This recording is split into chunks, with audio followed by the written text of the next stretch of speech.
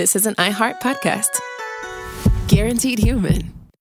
With no fees or minimums on checking accounts, it's no wonder that Capital One Bank Guy is so passionate about banking with Capital One. If he were here, he wouldn't just tell you about no fees or minimums. He'd also tell you about how Capital One cafes are open 7 days a week to assist with your banking needs. Yep, even on weekends. It's pretty much all he talks about, in a good way. What's in your wallet? Terms apply. See CapitalOne.com/bankguy. Capital One N.A., member FDIC.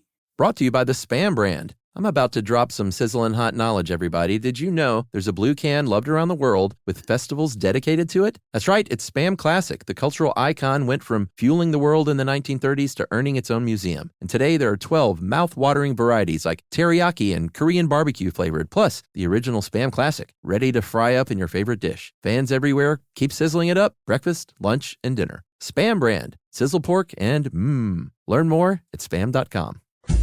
Chuck, let's go over the Stuff You Should Know concert calendar. My friend, we are hitting the road for the Spring Has Sprung tour. We are going to be at the Neptune Theater in lovely Seattle, Washington on April 8th, my friend.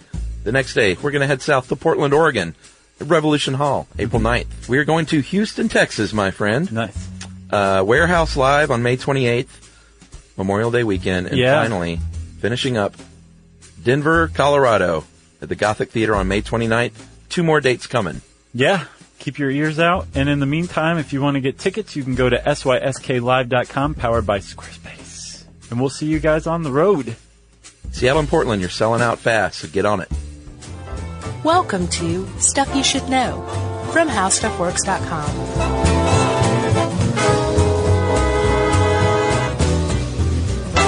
Hey, and welcome to the podcast. I'm Josh Clark. Charles W. Chuck Bryan is staring at me right now. It's making me a tad uncomfortable. Jerry's over there. I can feel her eyes burning into the side of my head. So this is Stuff You Should Know. Where would you like me to look? In my ear. Oh, that's always so weird. Try it. Someone's like looking. Are you doing it right now? Like right at your hair or I find this some other body comfortable. part. Really? Yeah. Interesting. Try my other ear. Oh yeah, that's the stuff. The right. Oh, I'm sorry. That's your left ear. That's my left ear. All right, I'll remember that. Look, watch this, Chuck. After 7 years. Can you see that I can wiggle ears independently? Yeah. Drives me crazy. So you sit around and do it, probably. I try not to. Like a good husband. Chuck. Yes. We have a bit of an announcement here. Yeah, you talking about what we just heard? Yes. Yeah. We are in the room with either a Hatfield or a McCoy. Jerry doesn't know which family she's related to. She just knows that she's related to one of them. Yeah, like literally right before we press record, she's like, oh, by the way, I'm related to one of these families. I'm just not sure which. Right. And a family member told her, but she... Cousin Tyler? Was that who it was? I don't know. I think that's what she said. A cousin. I get the impression from Jerry's story, though, that she's sort of like glazed over, and that's why she doesn't know. Right. But she does carry a 6-shooter on her hip, and that explains that. It says McCoy on the barrel. Yeah. So maybe. Right. But does that mean that it's a bullet from the McCoys or for the McCoys? The mystery remains, you know? Good point. So we are talking about the Hatfields and the McCoys. For those of you who don't live in the United States, you probably have heard of the Hatfields and the McCoys. It's a pretty legendary feud. Yeah. Right? We've heard of some of your history, UK. Sure. Australia. Matthew Flinders, there's a name drop for you. Yeah. So hopefully you've heard of the Hatfields and the McCoys. Yeah, I mean, there was, if nothing else, there was a big mini-series a few years ago on television. Yeah, with Kevin Costner and Bill Paxton. And apparently it was really dramatized. Yeah, like as in fictionalized? Yeah, and sure. Cinematized and a little, not quite fully accurate, but at least they brought attention to the feud because it needs it. Agreed. So the Hatfields and McCoys is a family feud, so much so that in 1979 the Hatfields and the McCoys were on the TV show Family Feud, apparently for a full week, from what I saw. And I read that legend has it that it actually inspired the TV show, but I didn't get good verification on that. No, and there have been other family feuds, right? Sure. Oh, yeah. But none are as famous as the Hatfields and the McCoys. Although, at the time, there were more famous family feuds, but the Hatfields and the McCoys just lived on. Took it to another level. Yeah, because all of the murder Yeah, there was a lot of murder. It was mountain folk versus mountain folk. Uh-huh.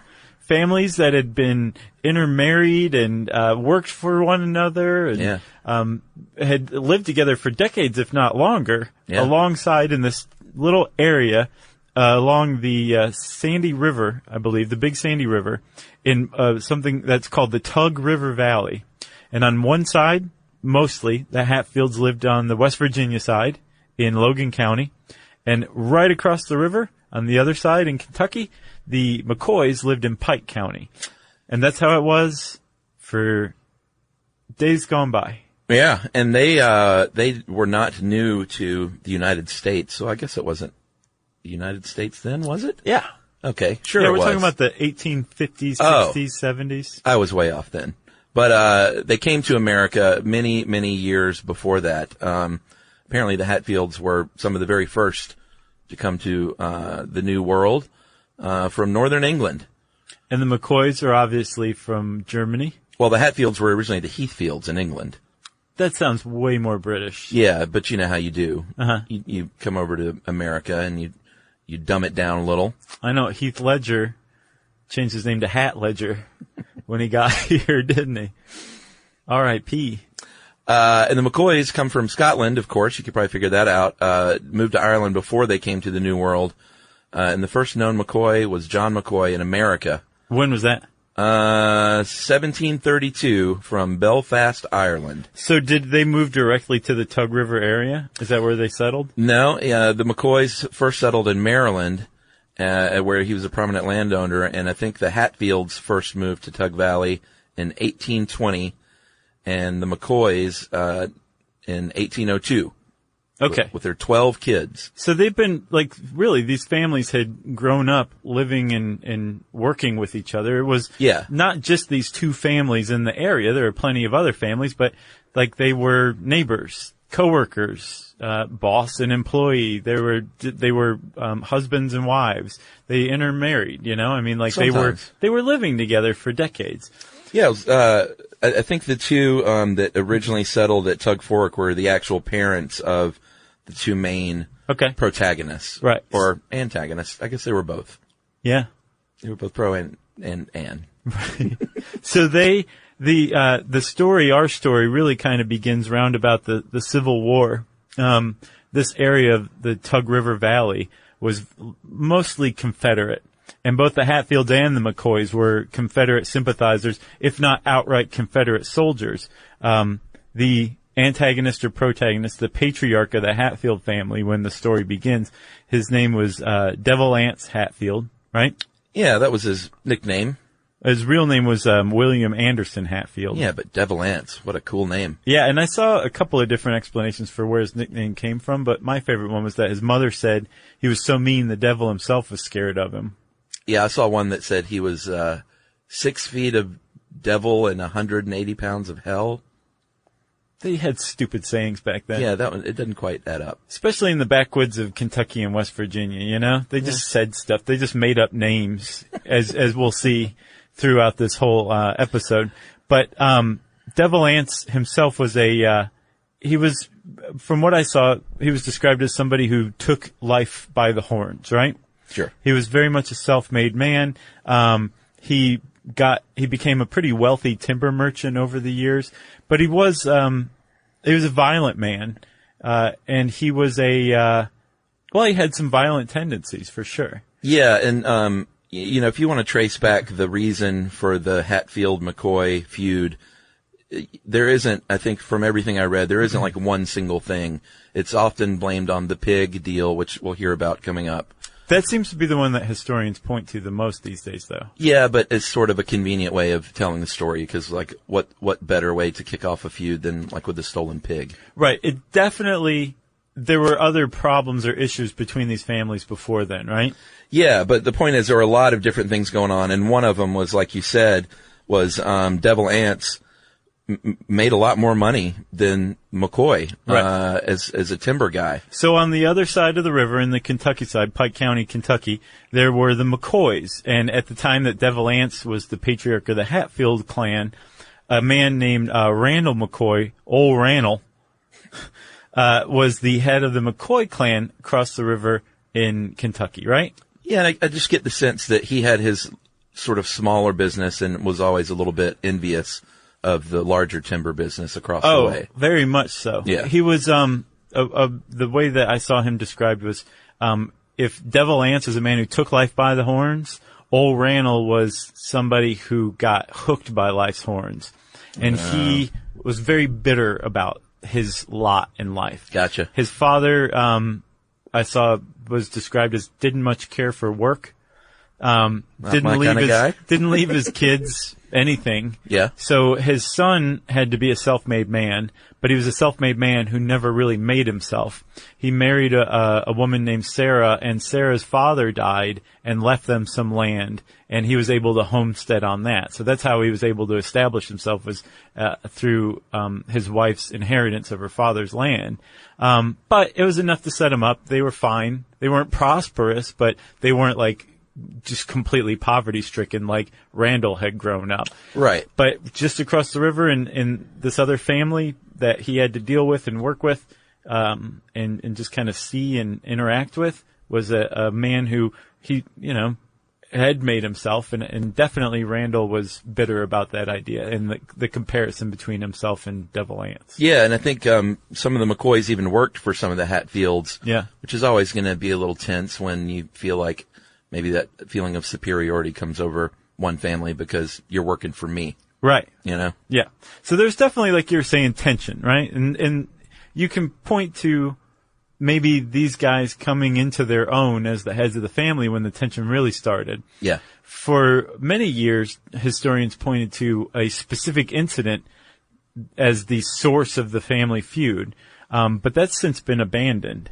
So like we said, the Civil War is about the time when this story really starts in earnest, and most of the Tug River Valley was Confederate. Devil Anse and possibly Randall McCoy were part of what were called the Logan Wildcats, which was a militia, but during the Civil War, they were an actual, army unit of the Confederate Army. Yeah, and I saw where Devil Anse was even the leader in one place, but I didn't get that verified a bunch either. So he at the very least was in the brigade. Right, and I got the impression that if he wasn't a leader, he was a de facto leader because that was just his type of personality. Devil Anse don't answer to nobody. Right. You answer to him. That's right. That was a great Devil Anse, by the way. So I think the leader of the Logan Wildcats is another character who will come up later, and his name is Jim Vance. Yeah. So Jim Vance, he was not a very great guy from what I can understand, but I'll let him paint his own picture, okay? Oh, is he coming in? He will in a little bit. Instead, we're going to focus on a guy named Asa Harmon McCoy. And this guy I don't have a beat on. He decided, in just complete contrast of the place where he grew up, he was going to join the Yankee Union Army. Yeah. And he weird. did. Yeah. But he broke his leg and left the service after, I think, a year. And went back home. While he was in service, his commanding officer in the Union Army ordered him to fight Devil Anse because there was rumors that he was a Confederate spy. Oh, yeah? So Harmon fights Devil Anse, loses the fight, and I didn't get a sense on what kind of fight it was, whether it was that's weird. A gun battle or whether he literally just spit on his boot and took a swing. Right. I'm not sure. I don't know if that was even in the miniseries.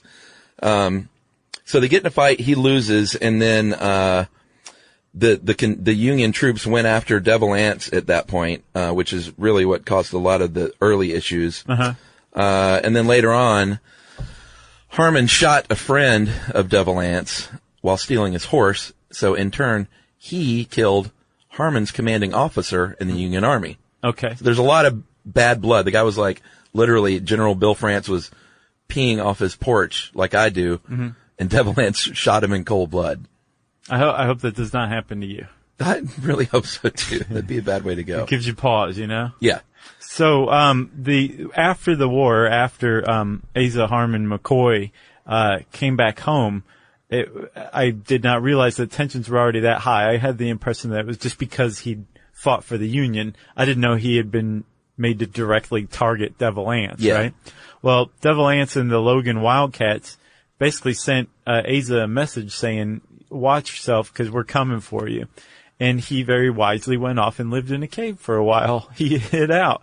And so with this guy, you're like, why did he go fight for the Union? Was he an abolitionist? No, he had a slave. And the slave kept him alive by bringing him food and stuff while he was in the cave. So I have no idea why he went and fought for the Union. It's weird. The fact that he did, though, meant that his own relatives, his own McCoys, including Randall, his brother, really were just kind of like, yeah, the Logan Wildcats are out to get you, and you brought this on yourself. So we don't really feel for you. And they didn't apparently make much of a problem or much, they didn't take issue with it when the Logan Wildcats tracked him down to the cave and killed him. Well, he was actually coming home when they killed him. Was it? I think he finally thought, like, surely after all this time, they've forgotten about this troglodyte. Troglodyte. Yeah. So he was walking home to see his family that he hadn't seen in years, and Jim Vance shot him. That's how long he was in the cave? Well, that might have been part of the war time as well. I'm not Gotcha. sure. But it said after a few years. Man alive. So, well, actually, man dead. Asa Harmon McCoy is killed by the Logan Wildcats. And apparently, at first, everybody thought it was Devil Anse who did it, but he turned out to have been bedridden at the time, so he had an alibi. And they think instead that it was Jim Vance who led it and probably killed Asa. Yeah, who is Devil's uncle. Okay.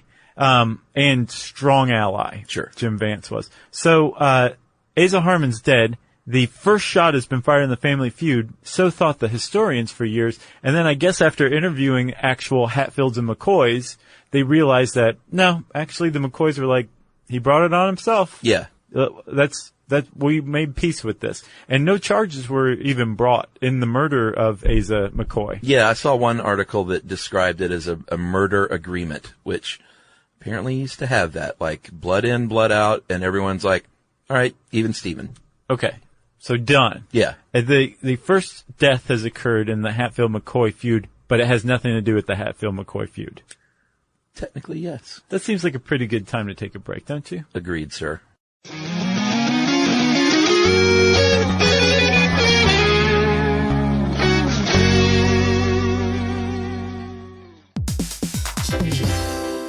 Stuff You Should Know is brought to you by the Spam brand. Here's some sizzling hot knowledge for you. Did you know there's a blue can found around the world that's so beloved there are entire festivals dedicated to it? Are you talking about beer? No, it's Spam Classic, Chuck. That's right, and it's also delicious. That cultural icon went from the meat that won the war in the 1930s to having a museum dedicated to it. Today there are 12 mouth-watering varieties like teriyaki, tocino, and Korean barbecue flavor, just to name a few. And, of course, Spam Classic, all waiting for you to fry up into your favorite Spam dish. There's simple crowd-pleasing dishes like Spam Classic and eggs, or flavorful cultural favorites like Spam Musubi, a perfectly fried Spam slice on a bed of rice wrapped in nori. It's a sweet yet savory Hawaiian favorite. So, while we serve up cans full of wisdom, you need to sizzle up some Spam Classic and bring that crispy on the outside, tender and juicy on the inside goodness to your next dish. Spam brand, sizzle, pork, and Learn more and get sizzling at spam.com. Hey, it's us, the Jonas Brothers, and guess what? We have some big news. What's the news, Nick? Huge news. We created our own podcast called Hey Jonas. We invented a podcast? Well, we didn't invent it. We just contributed to We're the first people to do podcasts. Pretty wide range of We're podcasts starting a that are out there. trend. But this one's extra special. So how did we actually come up with the name Hey Jonas, guys? I honestly don't remember. I think it was on a call about what we should call it, and Well, we were thinking originally calling it one of the early names of our band before Jonas Brothers. This is how you guys remember it going down? Yes. I have a very different memory of this. We were talking about a bit for the podcast where people could call in and say, Hey Jonas, and then I wrote down on my little notepad, Hey Jonas, and offered it up as a potential title for the podcast. But thanks for remembering that, guys. Listen to Hey Jonas on the iHeartRadio app, Apple Podcasts, or wherever you get your podcasts. Just listen. We don't care where you hear it.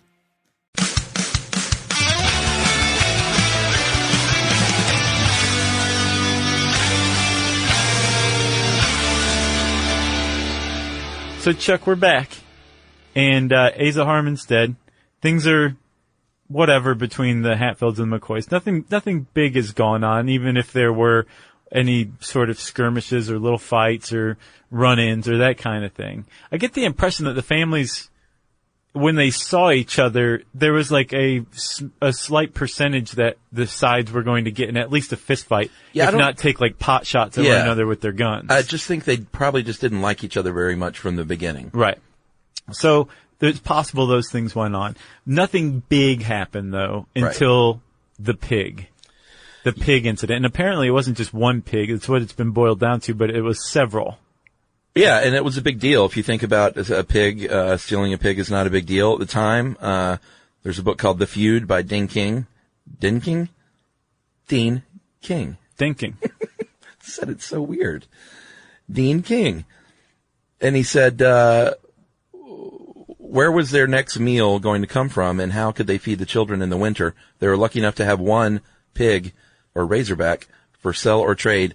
The proceeds were used to acquire flour, sugar, coffee, sometimes shoes or boots for their families. It was a mainstay for the family. So these days you hear a pig or even a couple of pigs and you think, what's the big deal? But in the region at the time, these pigs were very valuable. So it was a big deal. Right. I saw and an affront. I saw a dude and that was another thing. Again, we're talking about backwoods Appalachian folk in the 19th century.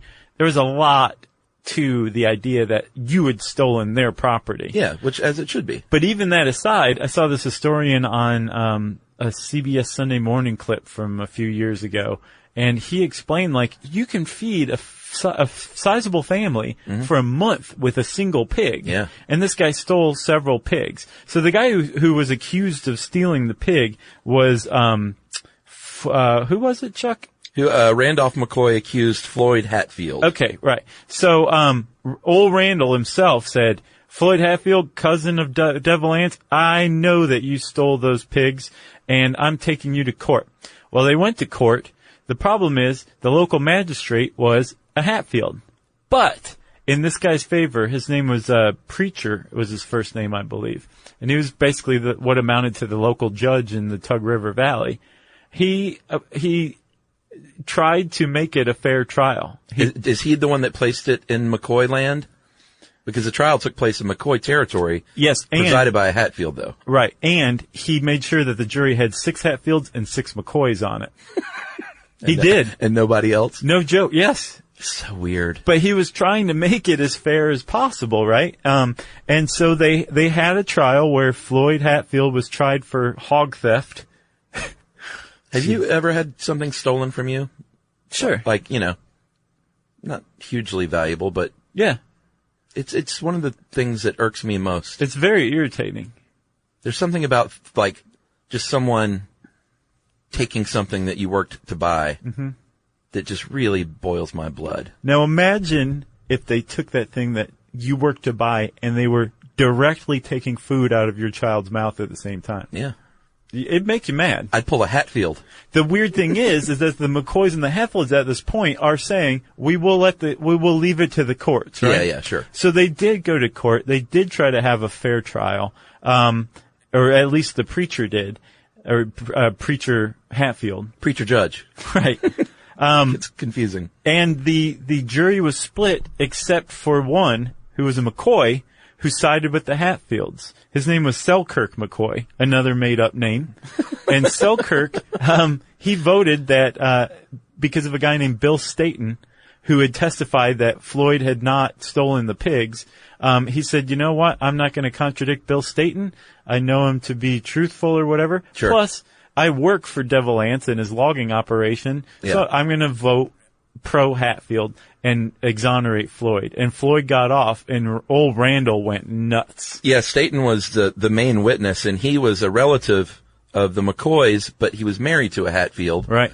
So, and while they did intermarry, I saw that there was way more marrying within the family to avoid intermarrying. Oh, yeah, there was a lot of first cousins. Yeah. That were, when you watch that Family Feud clip, you can go find it on, I'm sure on YouTube, but there was a Mental Floss article that we found that had it embedded at the bottom. Yeah. That's where I first heard about it.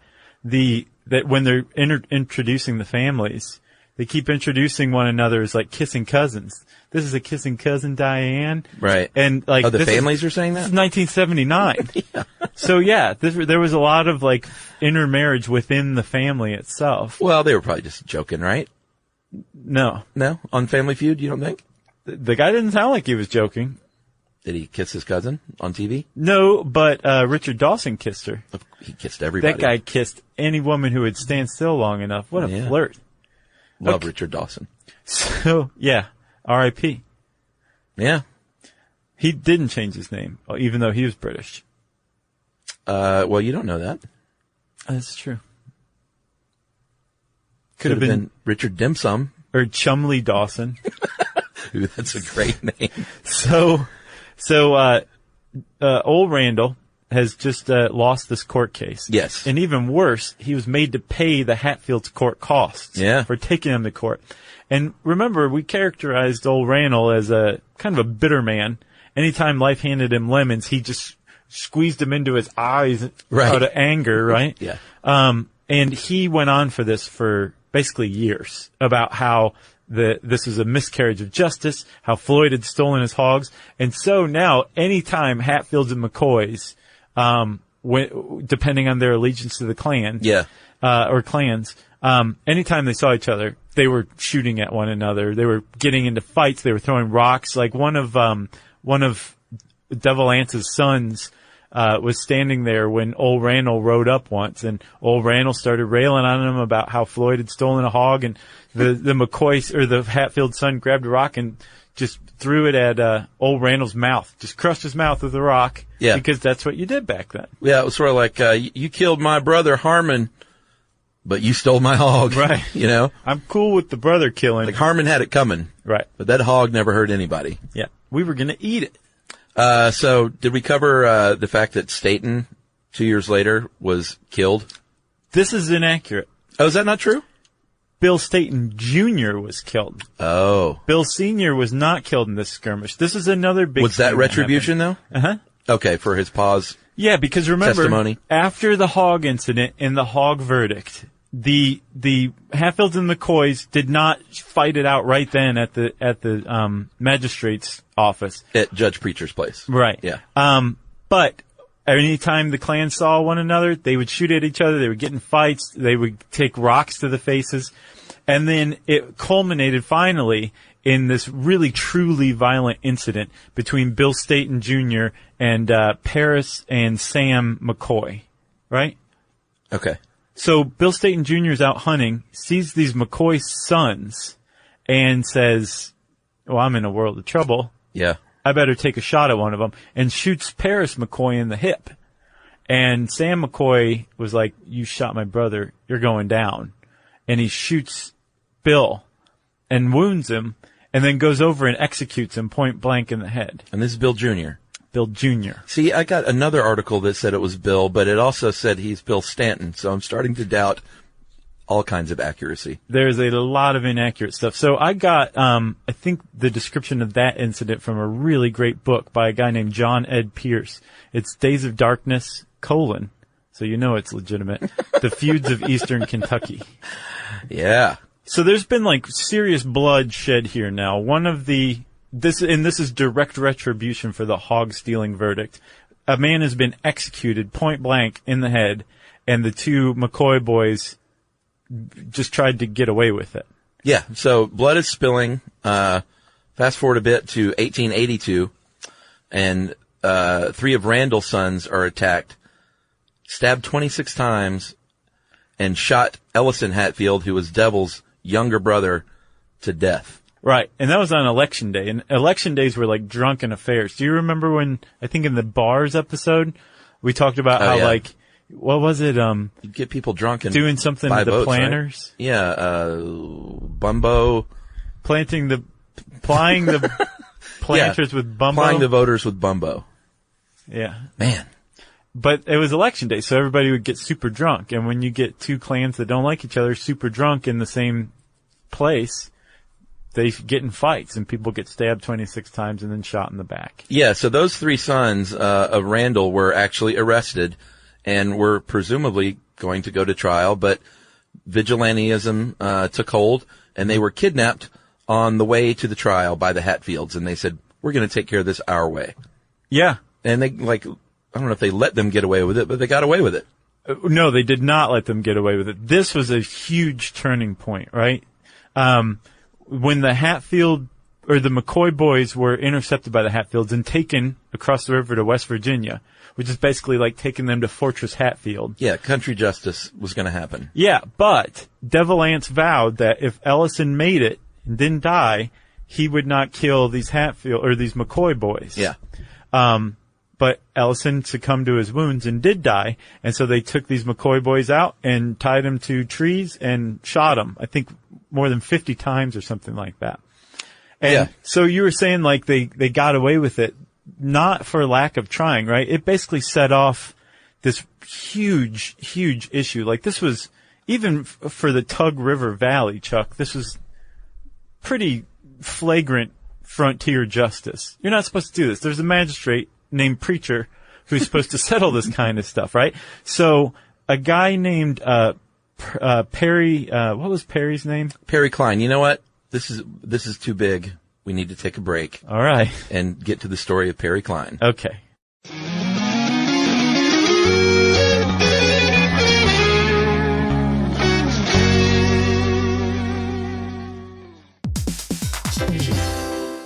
Stuff You Should Know is brought to you by the Spam brand. Here's some sizzling hot knowledge for you. Did you know there's a blue can found around the world that's so beloved there are entire festivals dedicated to it? Are you talking about beer? No, it's Spam Classic, Chuck. That's right, and it's also delicious. That cultural icon went from the meat that won the war in the 1930s to having a museum dedicated to it. Today there are 12 mouth-watering varieties like teriyaki, tocino, and Korean barbecue flavor, just to name a few. And, of course, Spam Classic, all waiting for you to fry up into your favorite Spam dish. There's simple crowd-pleasing dishes like Spam Classic and eggs, or flavorful cultural favorites like Spam Musubi, a perfectly fried Spam slice on a bed of rice wrapped in nori. It's a sweet yet savory Hawaiian favorite. So, while we serve up cans full of wisdom, you need to sizzle up some Spam Classic and bring that crispy on the outside, tender and juicy on the inside goodness to your next dish. Spam brand, sizzle, pork, and mmm. Learn more and get sizzling at spam.com.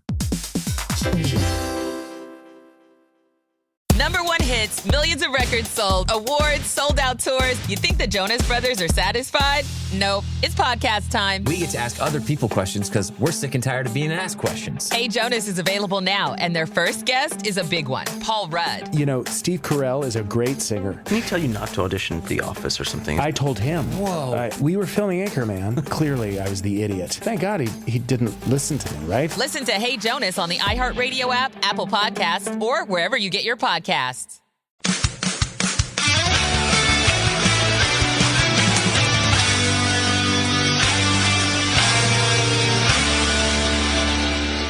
So we're back, Chuck, and we have a new guest. His name is Perry Klein. Come on in, Perry.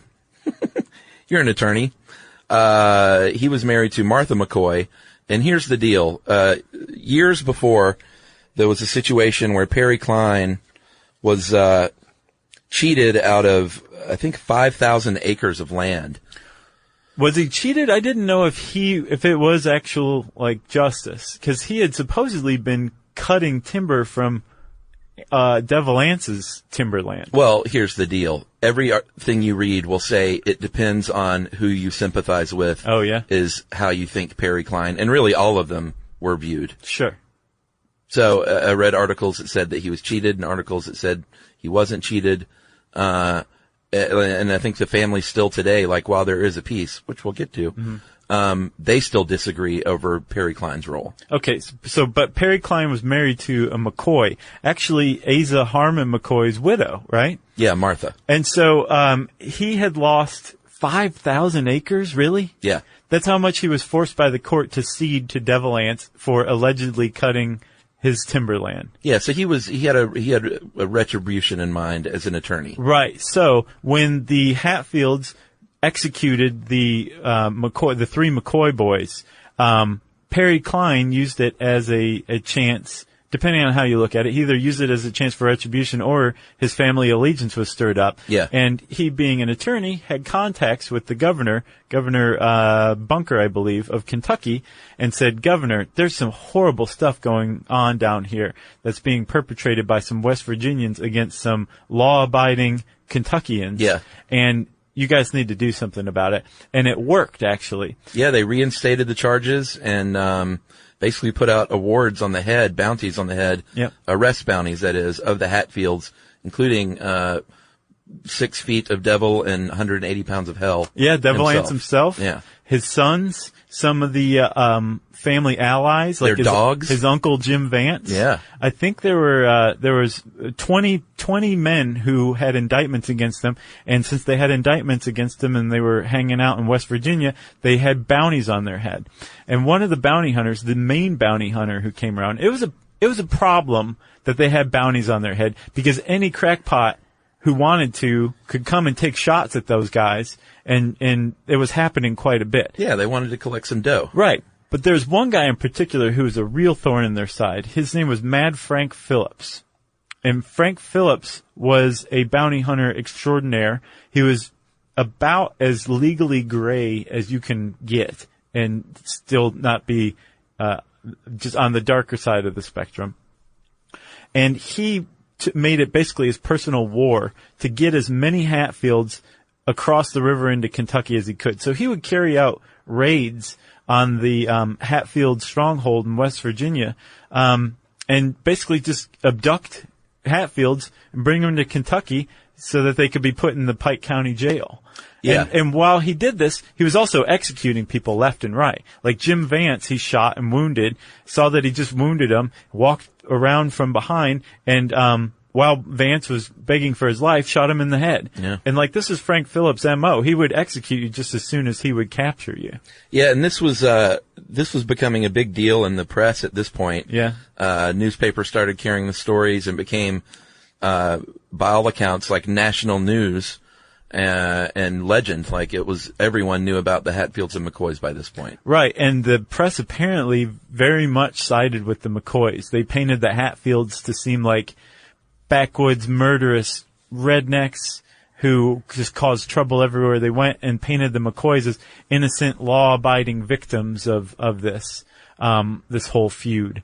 And the whole legend, like you're saying, like, it all begins about right here when there was what amounts to almost a war between Kentucky and West Virginia. Yeah. Because Frank Phillips kept going and getting people and bringing them back to Pike County, and West Virginia got involved. And the two governors were basically standing toe-to-toe, almost about to go invade, send National Guard troops in across the border.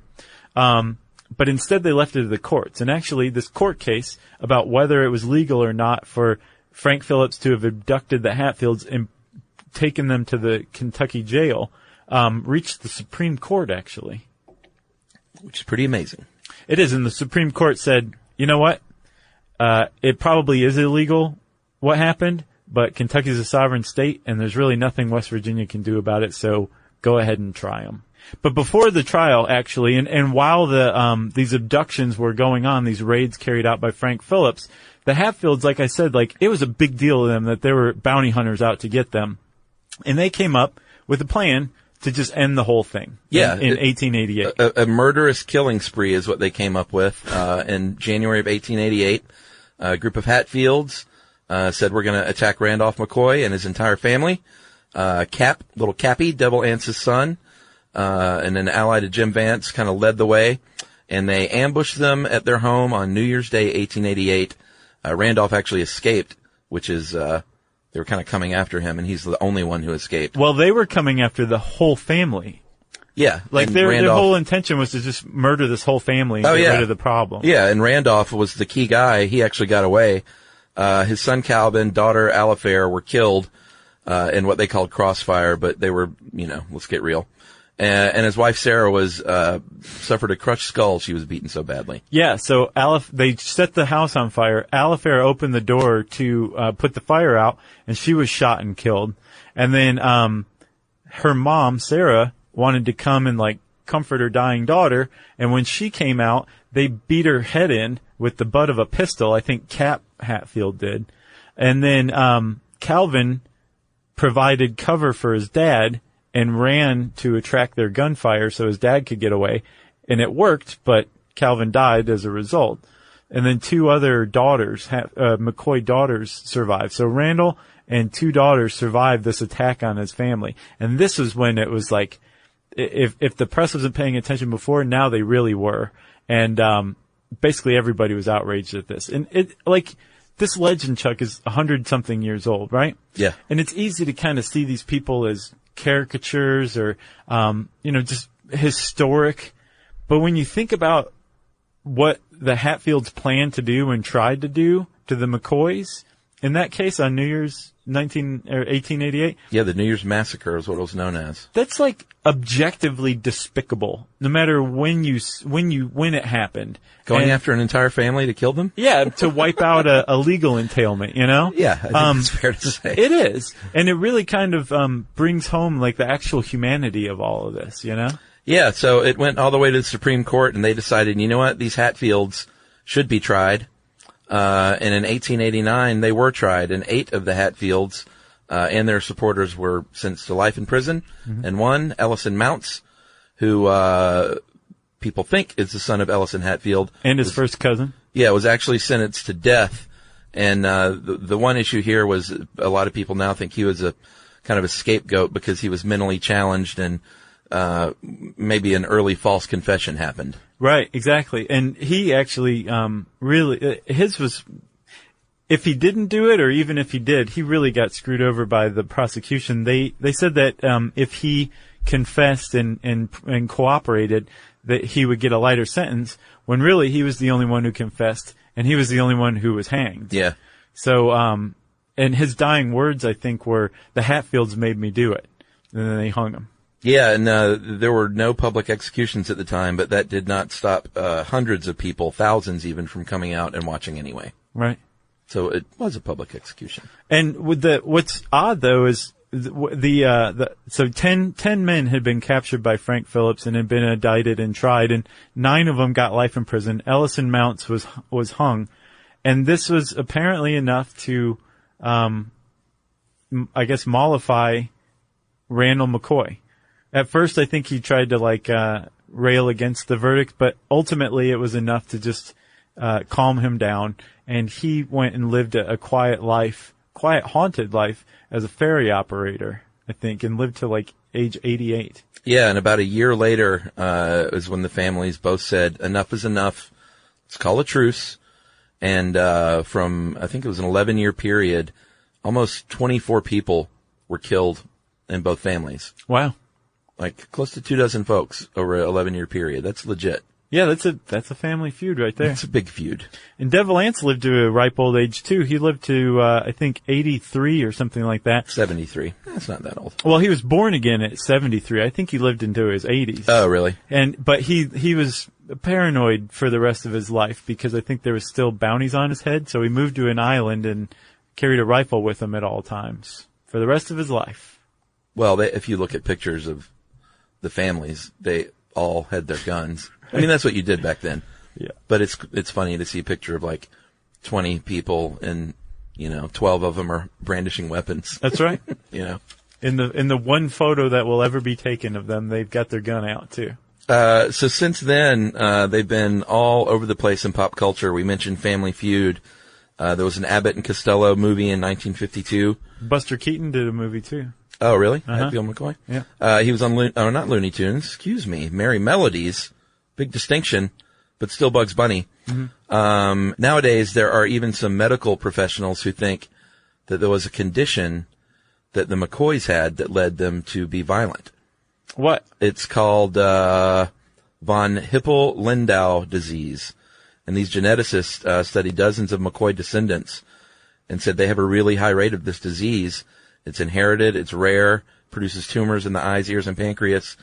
And a notable side effect is high blood pressure, racing heartbeat, and increased aggressive behavior, increased fight or flight hormones. And it was the McCoys that may have had that? Because from everything I've read, it seemed like the Hatfields would have been the one to have that.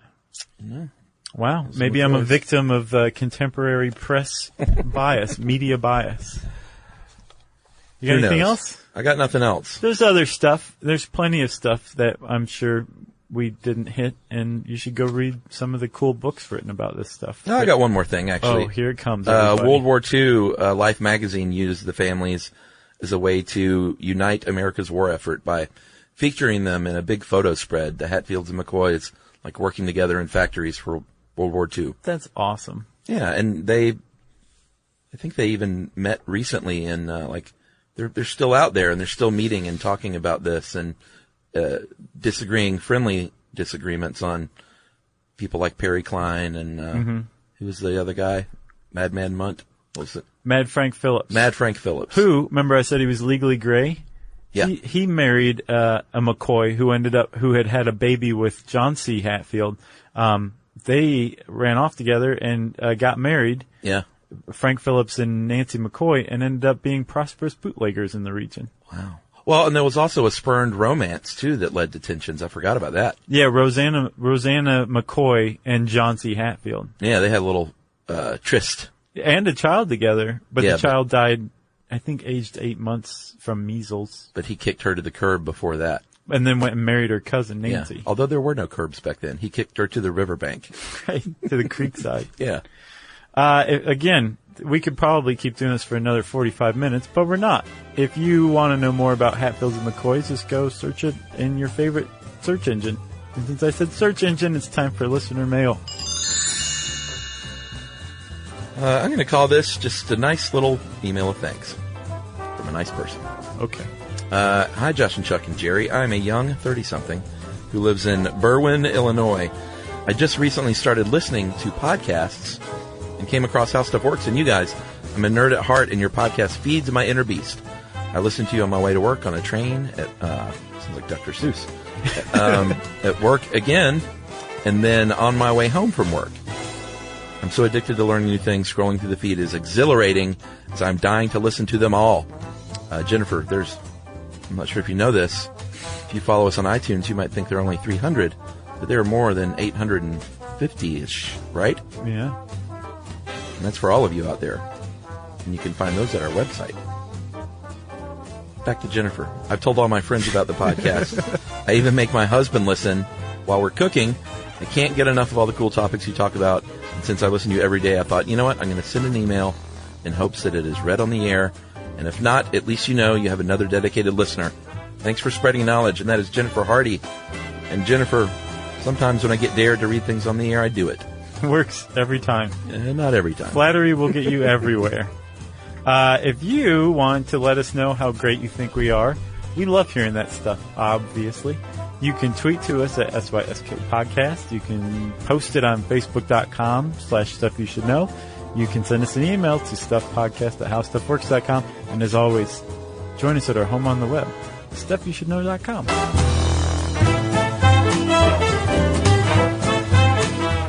For more on this and thousands of other topics, visit howstuffworks.com.